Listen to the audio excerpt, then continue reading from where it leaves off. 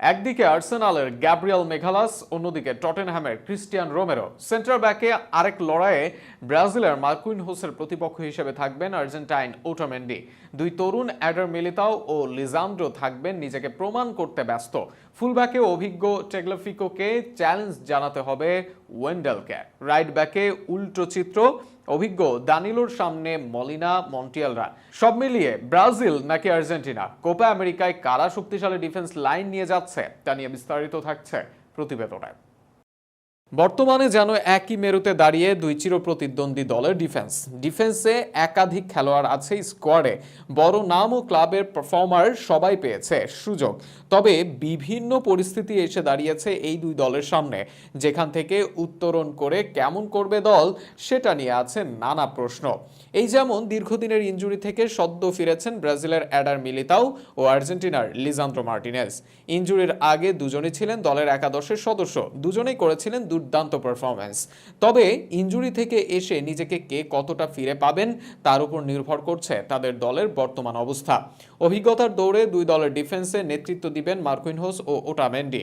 এই দুজনকে নিয়ে একসময় সমর্থকদের যেমন আশা ছিল দুশ্চিন্তাও। সেখান থেকে বর্তমানে ফিরে এসে ফর্মে আছেন দুজনেই। তবে কোপার মঞ্চে লড়াইটা হবে অভিজ্ঞতাকে পূর্ণ মূল্যায়ন করতে পারে কে। অপরদিকে সেন্টার ব্যাকে দুই ইনফর্ম তরুণের লড়াই থাকবে লাতিনের দুই সেরা দেশে। টটেনহ্যামের হয়ে দারুণ সিজন কাটিয়েছেন ক্রিস্টিয়ান রোমেরো, আর আর্সেনালের ডিফেন্সের দেওয়াল ছিলেন ব্রাজিলিয়ান ডিফেন্ডার গ্যাব্রিয়েল মেঘালাস। সেক্ষেত্রে এই দুজনের মাঝে হবে ফর্মের লড়াই। যদি কোনো কারণে মেঘালাস ইনজুরির কারণে একাদশে না থাকেন, তবে রোমেরোকে এই লড়াই করতে হবে ব্রেমারের সঙ্গে। লেফট ব্যাকে বিশ্বকাপে আর্জেন্টিনার সেরা নিকোলাস টেগলাফিকো।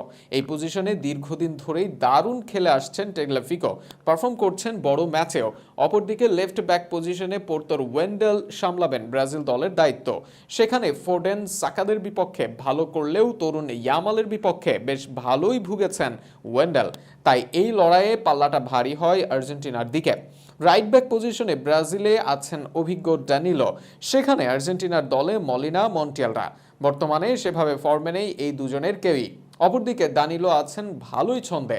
শেষ দুই ম্যাচে ব্রাজিলের হয়ে ডিফেন্সিভলি বেশ ভালোই খেলেছেন এই জুভেন্টাস কাপ্তান। এই পজিশনে তাই এগিয়ে থাকবে ব্রাজিল দল। আর্জেন্টিনার পূর্ণাঙ্গ দলে হয়তো ডিফেন্স থেকে ছিটকে যাবেন এক দুইজন, তবে বর্তমান দলে বিকল্প হিসেবে আছেন জার্মান প্যাজেলা, ব্যালার্দি, মার্টিনেজ, কোয়ার্তা, অ্যাকিওনা, ভ্যালেন্টাইন, বারকোরা।